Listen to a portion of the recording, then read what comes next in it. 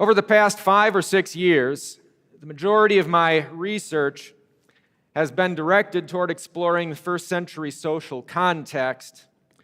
In particular, the context of Roman views about sex and how they relate to Paul's theology.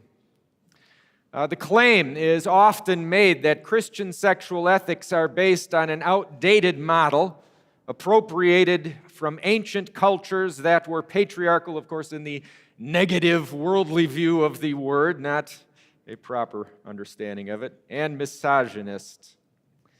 Since many of the biblical passages about sexual ethics come from the Apostle Paul, Paul himself is obviously a bigot, man filled with prejudice and sexism, and blinded by the age and culture that produced him.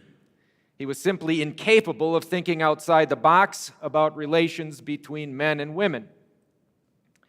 I heard that accusation made by university students when I was given the chance to lecture about sexual ethics at Iowa State University. It just is what the kids are being taught by their professors in the classroom. While, as I said, the majority of my research has involved questions about sexual ethics, there's a definite overlap between sexual ethics and our discussions today about the orders of creation. The thrust of my presentation today seeks to address the question, was Paul simply a product of his times? Was he so shaped by the mindset of the status quo that he couldn't imagine different relations between the sexes than that defined for him by his culture? If all Paul was doing was parroting the teachers of his day, then the opponents of the orders of creation who accuse Paul of cultural appropriation might have a bone on which to chew. If, on the other hand, Paul's views on male and female were different than prevailing views, then the liberal charges against him collapse. Now, sociologically, and speaking purely in sociological terms, Paul's the product of two dominant cultures. In Acts, Paul claims to be a Pharisee, the son of a Pharisee. He wasn't just Jewish, he was a PK, Pharisee's kid, who began his training in theology while growing up in a very religious family. A chapter earlier in Acts, he told the people, "I am indeed a Jew, born in Tarsus of Cilicia, brought up in this city at the feet of Gamaliel, according to the strictness of our father's law, and was zealous toward God as you all are today." So he was zealous for the religion taught him by the rabbis. He tells the Romans he was an Israelite of the seed of Abraham of the tribe of Benjamin. Time and again, Paul emphasized his Jewish upbringing. If anyone was shaped by a rabbinical Jewish faith, it was Paul. So score one for those accusing Paul of being a brainwashed product of his culture. It is necessary to ascertain what the rabbinical view on the relation between the sexes was that Paul would have been taught and which he then consequently would have adopted and should be clearly evident in his epistles. The first written code of rabbinical teaching was the Mishnah, written in the late 2nd century. The Mishnah represented the oral tradition of the rabbis dating back to the days of Paul and well before. Other sources of rabbinical teaching include the Tosefta, a commentary on the Mishnah written in the 3rd century, the Jerusalem Talmud being written in the 5th century, the Babylonian Talmud, which is the more authoritative Talmud in the 6th century, both of which are, again, commentaries on the Mishnah. Though these sources were written well after Paul, they do record Jewish oral tradition that can safely be assumed to have been prevalent in Paul's day. These sources represent conflicting messages with regard to how the rabbis interpreted God's will for the sexes. Overall, one can say, they espouse a view that is extremely male-centric, that does not treat women as equally important in the eyes of God or equally valuable in the home. The Babylonian Talmud subs up a fundamental view of the relation between men and women by stating that women are a separate people. That separateness is manifest in women's exclusion from the public sphere, their unequal protection under the law, particularly with regard to marriage, and the general attitudes about their feminine character, all of which are elements coloring rabbinical views on the order of creation. One can grant that there are examples in the rabbinical tradition that speak to a husband's love for his wife or wives, such as Sanhedrin 76a in the Talmud. One who loves his wife as he loves himself and who esteems her by giving her clothing and jewelry more than he esteems himself ensures that his home will be devoid of quarrel and sin. It's not exactly a rabbinical command to love one's wife, but it at least acknowledges that loving one's wife will help alleviate tension in the home. Another text within the Talmud states that husbands ought not to impose excessive fear on their households by ruling them with too much severity. So there is at least acknowledgement that headship is not an excuse for abuse. Polygamy is assumed throughout the rabbinical texts. In fact, the Mishnah claims that it is acceptable for men to have multiple wives, but not women to have more than one husband, because the law to be fruitful and multiply was given to men, not to women. It further states that if a wife does not produce an heir for her husband within 10 years, the husband is encouraged to take a second wife, even beyond encouraged, nearly commanded to. Indeed, the concept that the law does not apply to women in the same degree as men is implicit throughout the rabbinical writings. It's not just that the law might define different roles or vocations for women, as we would teach, but that the law really isn't meant for women in the same way that it is for men. An example, whereas Deuteronomy 11:19 reads, and this is New King James Version, "Therefore you shall lay up these words of mine in your heart and in your soul, and bind them as a sign on your hand, and they shall be as frontlets between your eyes. You shall teach them to your children, speak of them when you sit in your house, when you walk by the way, when you lie down, and when you rise up." A Jewish midrash on this passage states, "And you shall teach them to your sons to speak in them, and not to your daughters whom they ruled." Now, a note, the New King James there translates the Hebrew as children. The word is, in fact, benim, sons. So the Hebrew does, in fact, read sons. Virtually every English translation of that text translates the Hebrew as children, not just referring male, but collectively. The NSAB does translate it as sons. So it's not just that the Jewish teaching translates it as sons, but that it makes this special effort here to add that bit about, "and not your daughters," because they're the ones who are ruled. We can ask the question, why? Why not teach the law to your daughters? There is actually a Jewish teaching on that too, and that is in the Babylonian Talmud. It suggests that teaching the law to daughters ultimately would increase their shrewdness against their husbands. So in traditional Judaism, women did not study the Torah. There was no need for it since men were required to study it, and they, not the women, would establish religion in the home and, of course, rule the home. Negative attitudes toward women in the rabbinical record are found throughout the texts. In the Tosefta, one finds the following. And note on this quotation, I don't know how, but the key to the entire passage I managed to leave out of it as a typo. So I'm going to insert a phrase that should be there that somehow or another isn't there. Don't know how that happened. Anyway, here's the quote. Rabbi Judah says, "There are 3 benedictions which one must say every day.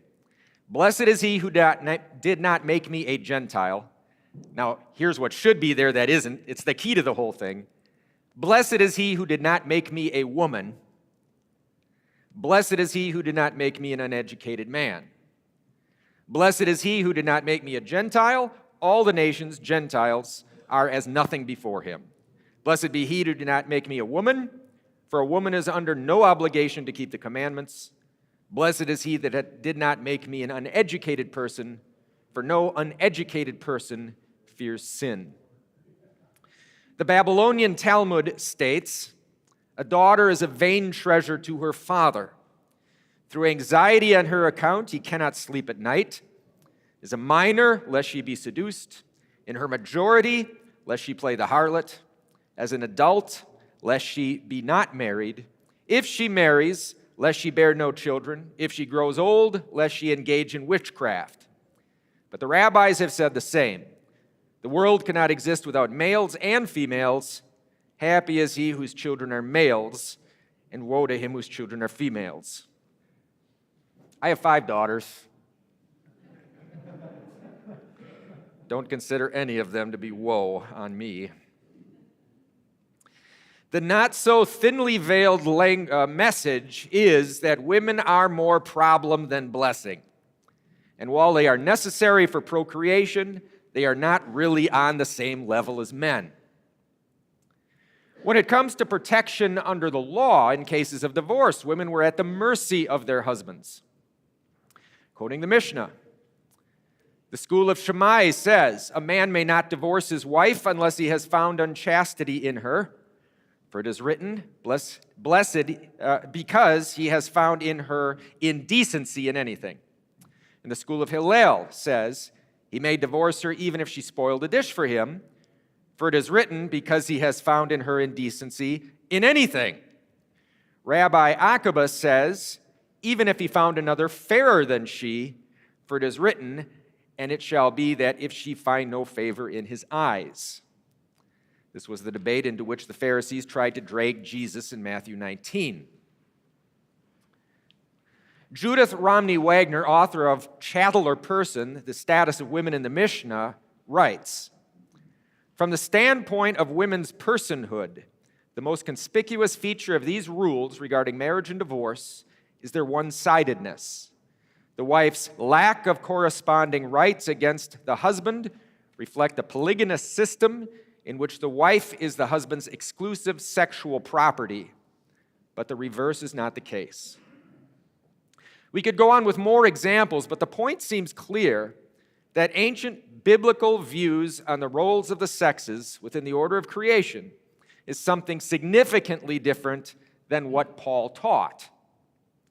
If Paul was simply a product of his Jewish roots and was repeating the biases of his formative culture, one would expect him to present an image of the relationship between man and woman that was repressive and negative toward women, one that favored polygamy, that made the woman the sexual property of the man, that encouraged unequal expectations under the law, and that did not emphasize the need for love within the marriage. The other cultural mother of Paul was Roman culture, and again speaking strictly from a secular point of view. In Acts 22, Paul claims his Roman citizenship in order to avoid being scourged by Roman soldiers. There it's even stated that he was born a Roman citizen. So how could a Jew, the son of a Pharisee, be born a Roman citizen? The options are limited. Either one could buy one's citizenship, which was extremely expensive and highly unlikely for your average Jewish Pharisee, or the other was to be gifted citizenship. For instance, slaves could be given citizenship by being especially good slaves and pleasing their master. That seems a more plausible explanation for Paul's citizenship. His father was probably under Roman servitude at one point and was freed. Paul, as the son of a freedman, would automatically have been considered a Roman citizen. Being born a Roman citizen also means Paul had unique access to the Roman Empire that the other disciples did not enjoy. His being the apostle to the Gentiles makes perfect sense, because those Gentiles were all part of the Roman Empire. Paul knew Roman culture. He knew the Roman mind. He moved about freely throughout Roman territory. Every congregation he founded was on Roman soil. So it seems plausible that Paul's views on sex and marriage would have been influenced not just by Jewish, but also by Roman culture. How then would your average Roman have viewed the relationship between the sexes? To say simply that Roman culture was patriarchal is a huge understatement. Roman culture was not just dominated by male leaders, the entire culture was about male domination. The ideal Roman male was strong in mind and body. Romans considered themselves to be masters of the world by divine right. They were to be dominant in all their dealings. Women were soft and weak. In fact, the Greek word used in the New Testament to describe homosexuality, which is malachus or soft, is the equivalent to the Latin word malus used in Roman culture to refer to men who played the woman in sexual relations. The word soft for the Roman was not all that different than the word gay in our culture. Manly men were not soft. They were dominant and hard. If you look at the Roman sculpture and art of Paul's day, you see the Roman ideal male as heavily muscled and powerful. Power had little room for mercy and expressed itself in cruelty. Now, in aside, you could get away with a certain amount of effeminacy, if you will, if your male dominance was unquestioned. So we have examples of both Nero and Caligula, who were known to cross-dress. Nero, who was actually married to a dude in a public ceremony. Nero actually had two male, one was a wife, one was a husband to him. He played the female to his male husband and the male to the male so-called wife. So you were allowed to express this softness if, of course, you were Caesar and your maleness, your dominance was unquestioned. In fact, out of the first 12 Caesars, Suetonius records in his books, the 12 Caesars, 11 of the 12 were known to have homosexual liaisons. Only Claudius did not like that. So, again, back to the text. Men took what men wanted to the point of breaking those who got in their way. They dominated on the battlefield and in the bedroom. There's not much room in such a culture for feminine qualities. Marriage in Roman culture was where the rubber met the road in relation between the sexes. It was not a monolithic institution. There were various shades of marriage, if you will. Some marriages were what might be considered today to be open marriages, while others are more traditionally monogamous. In marriage, a woman was either given into the hand of her husband, who then assumed legal authority over her, or she could remain in the hand of her father, who then retained his role as her legal authority. Women were not equals with men in marriage, that is, in terms of sexual practice or rights under the law. Once married, a woman was expected to be sexually monogamous with her husband, yet there are many examples of female infidelity in the Roman world. But the consequences for a wife's infidelity were severe. Caesar Augustus even legally mandated that a woman caught in adultery must be divorced at a minimum, or their husbands could be charged with pimping. If a husband killed his adulterous wife, his punishments were not to be severe. At other points in Roman history, that is earlier points, a man could kill his adulterous wife without any consequences. In fact, it was expected. By the way, another aside, if the man who was caught in this adulterous relationship with a Roman wife, the penalty was to allow the Roman husband to rape the man as his punishment. Women faced the real possibility of death for adultery. Men did not. And while women were to remain sexually faithful to their husbands, husbands had social leeway to engage in intercourse outside the marriage. If he had slaves, it was understood that he could and probably would have intercourse with whichever of them caught his fancy, male or female alike. He was also likely to engage prostitutes. And this doesn't even mention the Roman institution of pederasty, in which men regularly had boys as sexual partners. The purpose of marriage was not necessarily to express love, but to establish equitable relations between families, or for the purpose of raising children. Tacitus is said to have written that the true Roman married without love and loved without refinement or reverence. The woman was not bound to her husband by affection, but by legal arrangement. She was often the manager of the house and the house slaves, which freed the man to engage in more important work outside the home. Not surprisingly, there are texts complaining about how cruel some women were to their house slaves, punishing severely for minor issues. Roman culture as a whole was cruel. The primary value of a wife was rooted in her ability to produce heirs. And yet, many Roman women saw children as an inconvenience. The large numbers of infant bones found in ancient Roman sewers suggest as much. As does Caesar Augustus' legislation, known as the Lex Papia Poppaea, which granted special rewards to families with 3 or more children. Couples had to be baited with promises of financial reward to have multiple children. While occasionally finding ancient texts lauding womanly virtue, women were treated as little more than chattel.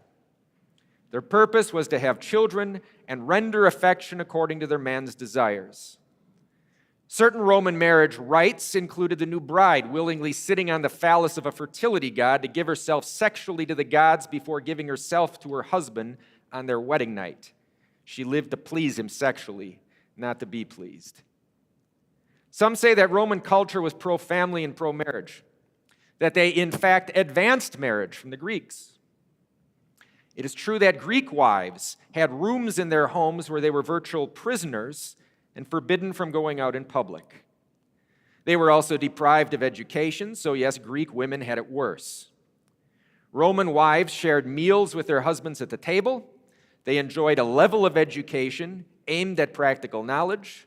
They could leave the home on their own, provided they wore the long matron's dress. It was an improvement over the Greeks. Roman laws also gave women rights they did not have in previous centuries. In early Rome, a husband had to prove his wife had either committed adultery, drunk wine, or was perverse and disgusting in conduct in order to divorce her. In fact, drinking wine for women was punishable by death. So the law forbade men from simply divorcing their wives for no reason. Yet under the law, there were no legitimate recognized reasons for a wife to pursue a divorce from her husband. So the treatment of women under the law was not equal. One might therefore conclude that Rome was pro-family and pro-marriage, but this is only in comparison to the Greeks before them. By Christian standards, Roman marriage was hardly an institution to be copied. Now, just a few more comments on the Roman view of women. Livy wrote how in 131 BC a speech was given by a Roman censor that stated the following: "If we could live without wives, we should not have all this trouble. Since nature has brought it about that we can neither live with them in peace nor without them at all, we must ensure eternal benefit rather than temporary pleasure." So the expression, "you can't live with them or without them," dates back to Roman times. As does the expression of a wife being the old ball and chain. Women lived under the authority of the paterfamilias, had absolutely no political rights. If Paul's view were shaped by his exposure to Roman culture, we would expect that his approach to marriage and the relation between the sexes would reflect at least some of these Roman understandings. He should, under this view, express a strong and unyielding male domination over women. He should see women as having no legal rights over their husbands in the eyes of God, and teach that women were biological necessities for procreation, but not necessarily important compared to their husbands. If the arguments of the left are correct, then both Jewish and Roman views about the relation between men and women should have been driving Paul's teachings on the order of creation. But the doctrine Paul taught was not consistent with either cultural view. Christianity proclaimed a completely different dynamic between the sexes than any other culture of the day. It had afforded a new and even radical dignity to womanhood. Often, all the opponents of the order of creation point to are the restrictions placed on women by Paul. Women are to submit to their husbands because the husband is the head of the home. Women should not occupy the office of pastor. They should not publicly teach men in the church. Because the order of creation does not permit women to fill all the roles God has given to men, opponents claim that it is oppressive and sexist. They ignore the elements of the order of creation that grant dignity and importance to womanhood. They ignore the value God places on women and the absolute equality of grace and mercy shown to the sexes. There is no hint in Paul's theology that women are less than men because they occupy different roles or vocations. And this was a radical departure from the Roman and Jewish cultures of Paul's day. Consider 1 Corinthians 7, 2-4. Nevertheless, because of sexual immorality, let each man have his own wife, and let each woman have her own husband. You see the Greek? Let the husband render to his wife the affection due her, and likewise also the wife to her husband. The wife does not have authority over her own body, but the husband does, and likewise the husband does not have authority over his own body, but the wife does. The language in verse 2 is unavoidably monogamous.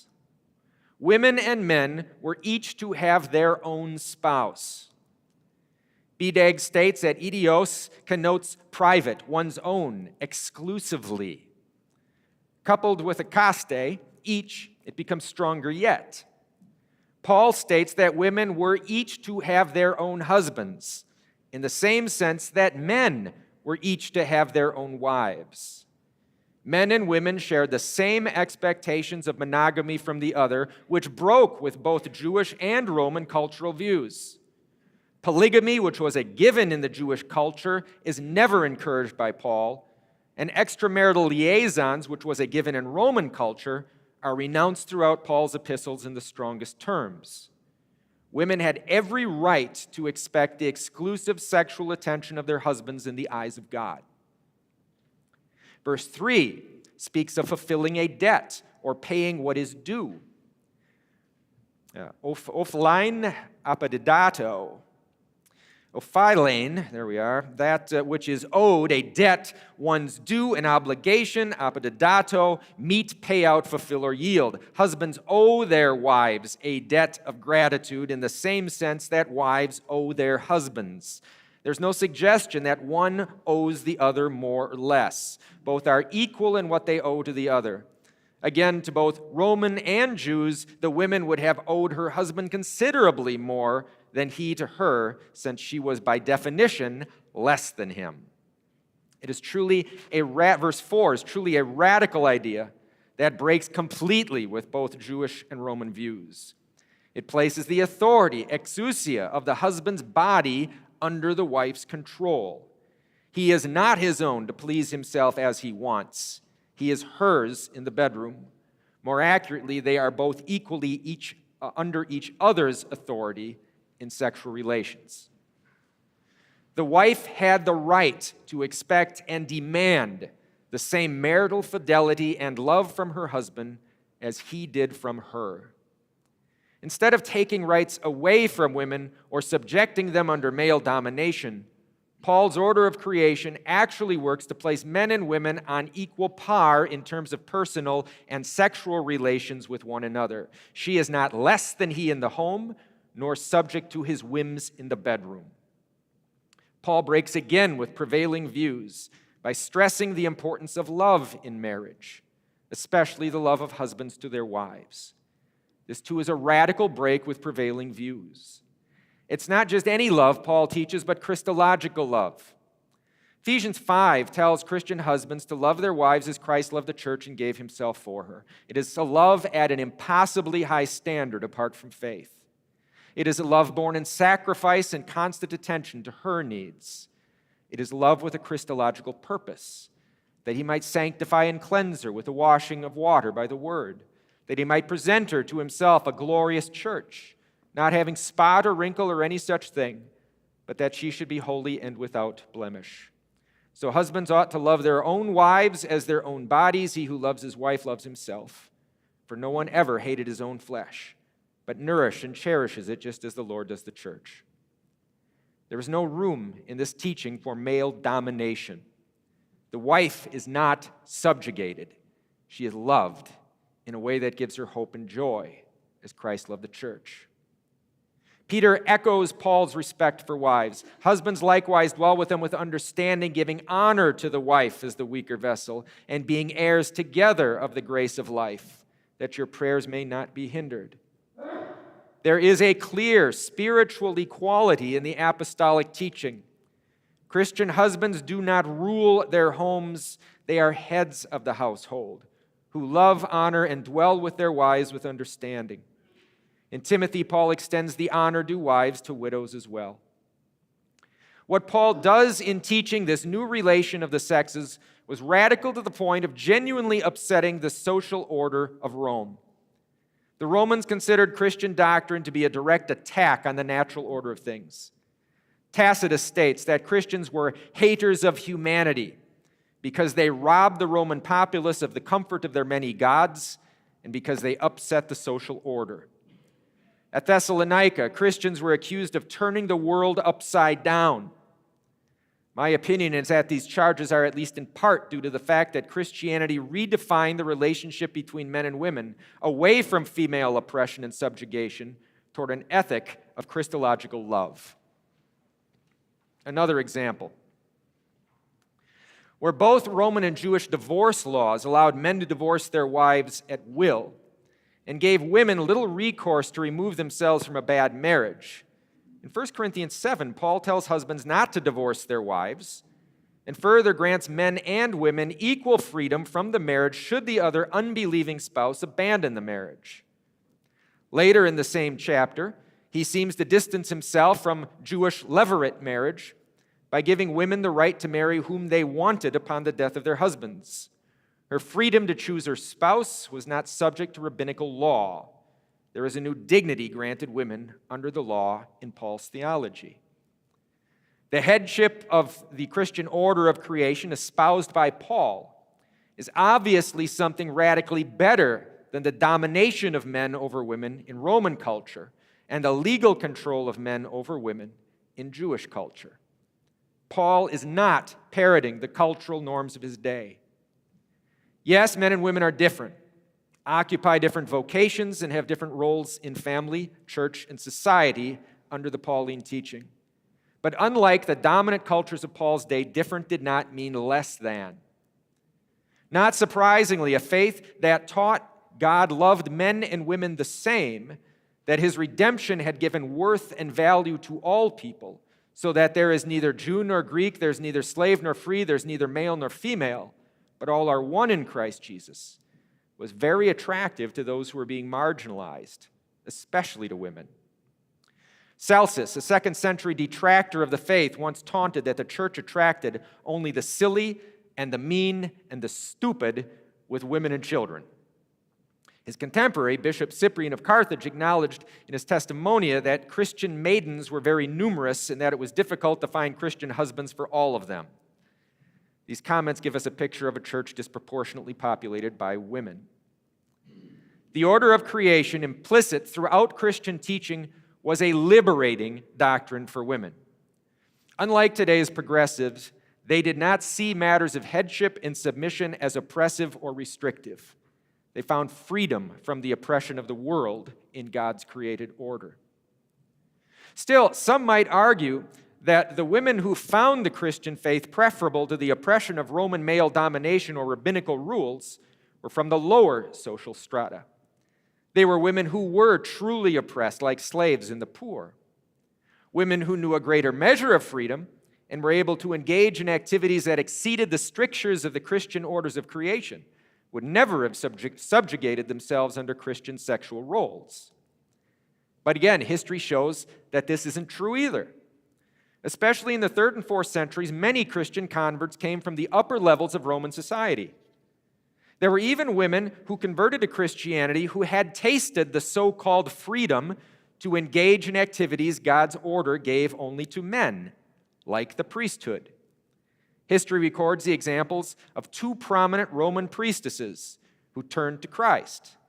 Daria was a Vestal virgin who converted to Christianity around 280 AD, and Celia Concordia was the last chief Vestal virgin and converted in the late 4th century. There are examples of other Vestals whose names have been chiseled off inscriptions, who are believed to have been converted and then struck from memory by Rome. The Vestals were the ultimate priestesses in the Roman Empire. There were usually 6 Vestals serving in the temple to the goddess Vesta. They were chosen between the ages of 6 and 10 from good Roman families. They had to be free from any physical defect or blemish. A Vestal was expected to serve for 30 years, though they seemed to have hardly ever retired. The duty of a Vestal was to tend the sacred hearth fire from which every fire throughout Rome was kindled. She was considered the very image of Rome and was honored wherever she went. Romulus and Remus were said to be born from a Vestal virgin. So Vestals were portrayed as the mothers of Rome. They were free to go out in public and attend public events. They were special guests wherever they went. It said they were given front row seats at all sporting events. So if a Vestal touched a slave, the slave was made free. If a Vestal was seen by a prisoner on his way to execution, the prisoner's life was spared. The Vestals also made a flower called a molla salsa that was to be sprinkled on every sacrifice to any god in Rome. No god could be worshipped in Rome without this gift of the Vestals.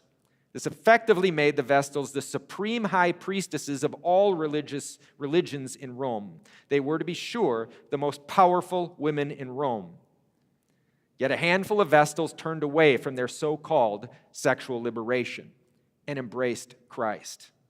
They did not consider Christianity repressive because it redefined who they were and what offices they could occupy. They submitted themselves to a male priesthood and to the worship of the one true triune God. It is a testament to the fact that the perceived oppression of the order of creation seen by modern progressives was not at all oppressive to those early Christian converts.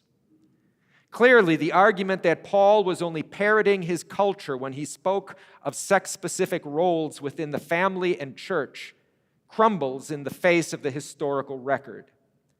Paul's views on the sexes were not defined by his culture, nor were his views oppressive.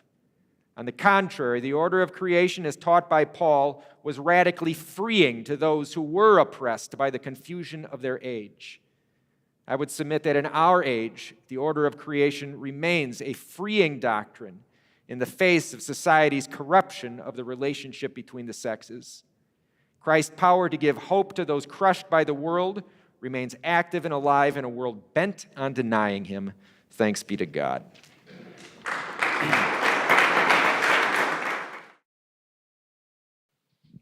Thank you, Dr. Rueger. That was very good. I have a question. So conservatives today will often defend the attacks of Western civilization by saying that it gave rise to the freedom that we now enjoy. And oftentimes they'll connect that with the Bible and Christianity. But when they talk about the freedoms, oftentimes they include the freedoms that are actually not freedoms, the sexual revolution of today and things like that. So what I'm asking is if you could comment on looking at what Paul wrote as different from this freedom that people are claiming now. That's not what he was expressing, but at the same time being truly liberating. And then also, people say a lot that we're reverting back to the paganism of ancient Rome. But what you say here, it seems so much more male dominant. If you could maybe touch on that too, that the feminist culture that says, oh no, this is liberating women, but it's really enslaving them. And it seems like the Romans did it intentionally, and it seems that it's inadvertent now.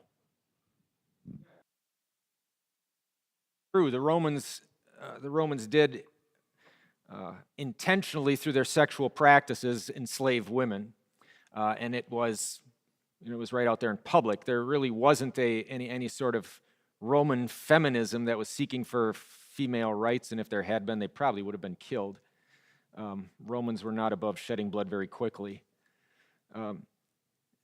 Today's is the same and yet different. I mean, you're correct in that it's seeking the same sort of sexual image of Rome's freedom to do what you will.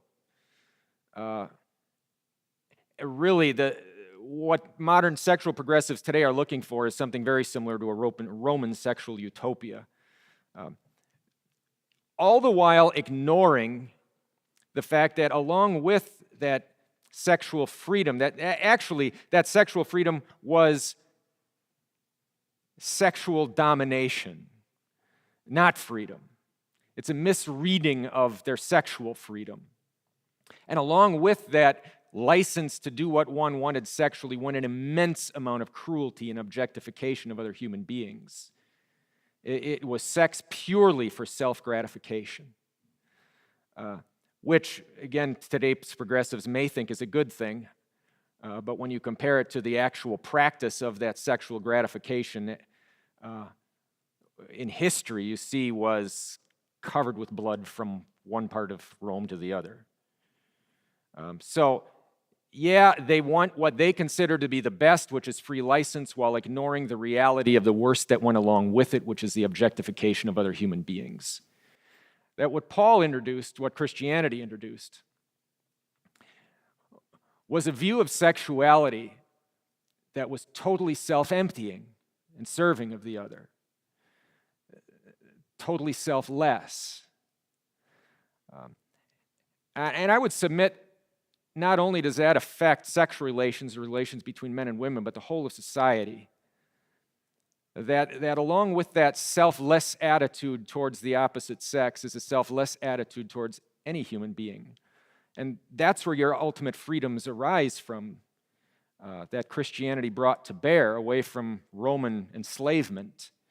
A genuine respect for other human beings. So things like slavery, which was commonplace throughout the Roman Empire, no longer was consistent with Christian teaching or Christian society. And so many of the old oppressive orders disappeared simply because the foundation of Christological love is to empty oneself and yield to the other. So, the old adage of if you don't know history, you're bound to repeat it. It's the liberals who are cherry-picking what they think is the best of history while ignoring the true ugliness of it all. Was there another part to that I missed? I didn't ask it very. I can hold it. I didn't ask it very well, but it just seems that people rewrite history, and then so they say that what Christianity did was liberate women, which is true from what you say, but then but what they mean by liberty is then the enslavement. But Christians will often say we're going back to pagan Rome, but from what you're saying, that's not really true. They're kind of accidentally doing some of the things, but it's not completely true. And I don't know, maybe it'll eventually get to that point. But our culture isn't intentionally male dominance. It just ends up that way. Just to kind of pick up from what James is just saying, with the male dominance, when St. Peter describes the woman as the weaker vessel, and there's just this assumption that the woman is weaker, and it seems like in our culture, in our society, you can't say that. And they'll even make fictional, make up fictional movies about women who become Navy SEALs and stuff like that, because they want to live in a fantasy world. But there seems to be what you're describing is that in ancient Rome, it reminds me of the distinction between the true religion and the false kind of mythological religions that live in La La Land. If you simply satisfy your sexual desires and you are domineering on your wife, it's going to come back and bite you. And what happened to Rome? Rome fell. And so then with us, you can't ignore the fact that the man is going to be more dominant than the woman. If you try to ignore that and put a Band-Aid over it and pretend it's not there, then the gods of the copybook headings with terror and slaughter will return. And so does Paul have a more down-to-earth approach then, would you say, that he actually recognizes a certain reality? He's not when he understands this Christologically, he's not simply saying, ignore your circumstances, ignore the reality that men are stronger than women, but actually facing that reality. And this is how we're going to face it, and in a much more practical way. Basically, what I'm asking is Paul, when he addresses it Christologically, as you say, does this become a much more practical and down-to-earth, realistic approach to our world, or is this something that you simply have to take by faith, and human reason is going to, rail against it? And maybe it's both. Yeah, it's difficult to know how to answer that. It obviously was something more real and more inviting and more touching people's circumstances for the women who were converting at the time that heard this come from Paul in light of where they had grown up. They were attracted to it. And in terms of how they actually lived in practice, I have no doubt that they did find this was a practical way of recognizing. As you say a male is, by nature dominant. Dominant is necessarily the word, especially as we're using it in the context of Rome, where dominance kind of equates to oppression. Men are physically stronger, mentally different. And Paul's teaching on the orders of creation is for men to recognize the fact that they need to set aside their kind of natural male aggressiveness, if you will, maybe that's a better word, and love.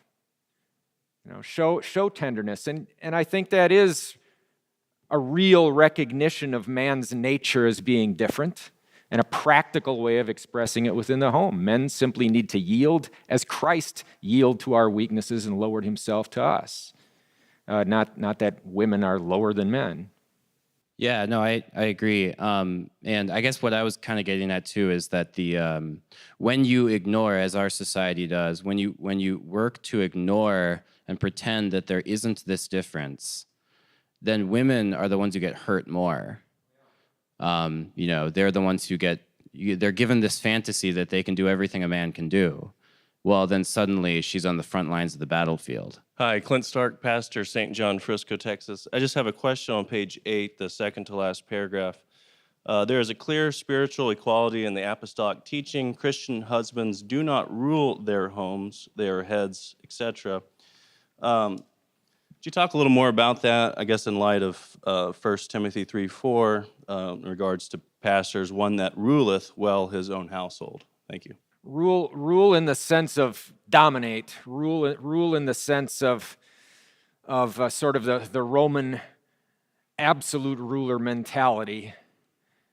The word rule, I suppose, can be interpreted from a Christian point of view as headship and doesn't have to have the negative connotation. But I think as I used it there, I meant it in terms of in comparison with the ideas of rule that the Romans were putting out there, or for that matter, the rabbinical teaching, where their view of a male ruling his home was pretty much unilateral rule without even consideration for the woman. Whereas everything we've been hearing from the other lectures about male headship is the importance of considering the woman ahead of one's own will in decision-making, in headship. Thank you, Dr. Rueger. Great talk. I was wondering if you could comment a bit about relationships, say like in the Iliad between Hector and Andromache.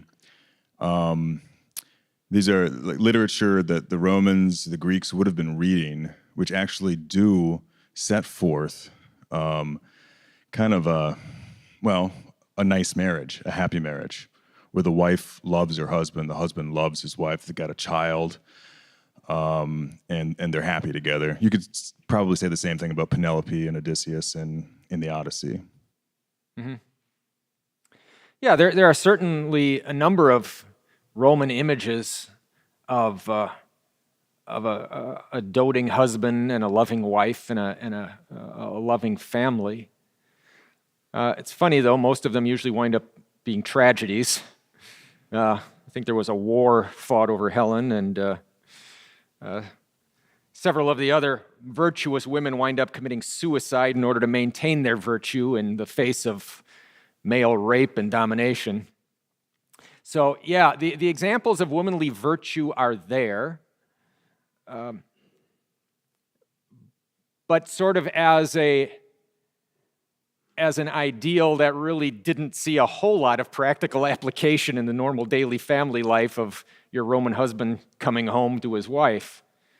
Among the myths in my book, I comment how the Roman gods really are the model for Roman morality, and Zeus being the supreme Roman god, sort of the setter of the moral code for all the rest of the gods. It's one story after another of him fathering children from various women. So, yeah, womanly virtue and monogamy with her husband was lauded as a Roman virtue. But the other side of that with men and their wives, while they were at times affectionate, and there are these nice stories of that still doesn't preclude him going out and having an affair, raping a slave or something like that. Thank you for your paper. I would like to just put a little more emphasis on the fact that this is not what Paul did. This is not what Paul broke with. This is not what Paul did or taught. It's Paul wrote down what God told him to write. So this is really God's teaching, not Paul's teaching. Yes, thank you. I would just be interested in hearing a little bit more about your Iowa State experience and the kids that came in with this anti-Christian worldview and what approach you took, and if you had any success in having them hear the clear word of God. That's how the whole ball kind of started. I tell the story a little bit about it in my book. My now son-in-law was dating my daughter at the time, going to Iowa State at an ethics class. He came home to visit my daughter, complaining regularly about his ethics class and what he was hearing, especially on homosexuality and marriage. So I suggested to him that in the interest of academic freedom, he go to his professor and just say, look, just to be fair, so we can hear other points of view, how about bringing in opposing perspective on these things? I never really expected he actually would talk to his professor, but he did. And then certainly didn't expect that I was going to wind up being the one giving the counterpoint, but somehow that happened too. So I get this email from a professor asking me to come in and address the class and bring what he called a conservative view of Christian marriage to present to his ethics class after they had been well prepped on what's wrong with Christians. And he was, I gotta say, he was from Iceland. He kind of had this European academic freedom mentality, which I appreciate. I think he was an atheist. He disagreed with everything I said. But he let me have his class. He basically turned it over. And the way he introduced me was he would introduce me and then tell his class, now be respectful, but go after him. That's how every class started. And I had a chance to do this for 3 years. One class each semester for 3 years. And they did. They went after me. So I would give about half the class as a presentation and then half the class as bring it on. And they were never shy. I had some student get up, walk out of the classroom, slam the door behind him, mad, just to prove how mad he was at what I had to say.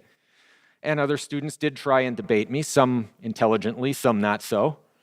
But after every class, I would get kids lining up out in the hallway saying, thanks, because nobody says this around here, and I was beginning to think I was the only person left thinking these things.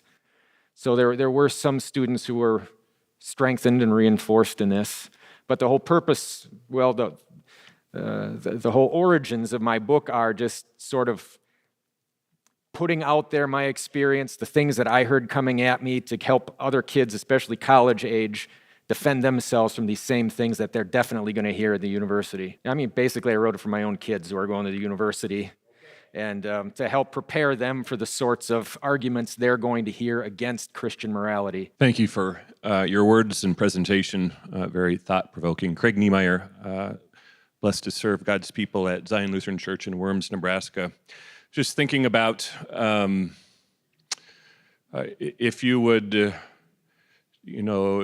take a snapshot or maybe a poll of some of the advances that have happened. I have 4 girls, workplace opportunity, college enrollment, access to college, an environment where some maybe on the left would say this is a time in our society and culture where women are able to thrive, but then looking at some of those same benchmarks, and my sense is that our 20 and early 30-year-old males are not thriving. I think that college enrollment is down, home ownership, at what age and point we take on responsibilities that benefits not only me, but others in society, that guys maybe maybe it's an oversimplification, but are in general floundering by some of the advancements that have happened. I just am curious in terms of Christian. I attribute that in part to a waning influence of Christian value, Christian worldview on society around us. Curious about that, your thoughts and opinions on that. Curious to say where a Christian worldview has some influence. Has that indeed, and how has that benefited both male and female? Yeah, there's an hour-long answer waiting to happen. Certainly Christianity has opened up respect for all people and the gifts God has given them. I always liked Margaret Thatcher. There's a woman that was just a brick wall against her opponents, fierce. And yet, if you ever saw Margaret with her husband, when I did, at least on TV, she seemed to change when she was in the context of home. He was a real mild-mannered, kind of quiet guy, but her demeanor around him, she yielded to him. She wasn't the same fierce, combatant woman in the home as she was in Parliament. There's no reason why a woman can't use the gifts God has given her to her full ability, and yet maintain the orders of creation. They are not exclusive. So I do think that Christianity and Christian culture does afford women the opportunity to be what God made them to be, both in the home and outside the home, without violating the idea of the headship of the husband in the home, or her submission to him, or respect in society. So, yeah, I think Christian culture is largely responsible for that, but of course, with all things, as soon as the secular world gets a hold of it, and feminism, it corrupts it into something that tries to drive a wedge between the orders of creation and a woman's opportunities. Sexism is still real. My daughters, who are now grown, my eldest daughter just finished her doctorate of music at Ohio State, and complained constantly throughout the process that she was always being relegated to the back seats in favor of men who, skill-wise and talent-wise, were not at her par. So, I mean, that kind of thing happens in secular society for all its claims of liberation. So it's not really an answer other than Christianity, I think, the order of creation does not make it impossible for women to use the talents God blessed her with. Thank you very much. I thoroughly enjoyed your talk. And yesterday we're talking about patriarchy from a Christian perspective, and we're seeing good things about it. And now today you're talking about patriarchy from that old Roman perspective, and we see some pretty bad things about it. And so I guess my question is, when you have these students, do they have any concept of what we actually believe in, or do they ascribe to us Christians the type of abusive circumstance that existed back then? In other words, are they condemning us because they understand our position or because they really don't understand our position? No, they're condemning us because they don't understand our position. They have been led to believe that Christian morality and the relation between the sexes is nothing more than a first century cultural product. And there's no recognition that Christianity is any different than Rome or ancient Judaism. In fact, I had a student, I actually made a statement in one of the classes that I actually believe the Bible is true. And I had a student raise his hand and said, the professor said there are still people like you out there, but I've never met one. Hi. I've had an opportunity as a substitute teacher to teach a health class, in my health class, and by coincidence it would be on sex. And I would say to the kids, which had nothing to do with the curriculum, that when you should abstain from sex until you get married for the sake of protecting your children and your spouse because of all the sexual diseases, and you do want your child to have a regular and a healthy family. And does that ever come up? I mean, to me, it's not just it's godly, but it's also very practical that you're out of self-preservation and to have a happy life on earth. You just don't want to have fatherless kids or, having multiple kids. I mean, you hear all these awful jokes about, like that awful joke about a mother naming all her children the same name, but calling them by their last name if she wants one specifically. It's just kind of sad. I mean, because this is really what's happening. I see this in the classrooms, that these kids don't have a family like I have. Right. That discussion wasn't so much part of my experience at Iowa State, but I did write a chapter on sex education in the sexual ethics book Robine edited, and that is a big issue, that the proponents in modern sex education, the proponents of an ethic that is guided by nothing more than consent, and this talk of, use proper protection in order to be safe and all that. The bottom line is, it doesn't work, period. And there's just nothing historically you can do to argue to the contrary with that. That, in fact, sexual diseases, there's now 20-something different sexual diseases out there during this so-called age of protection, as compared to, pre-1940s, where this sort of free sexuality was unthinkable, and there was like 2 venereal diseases. So the older order of saving yourself, there is no question in terms of practicality, is the only way of protecting your family.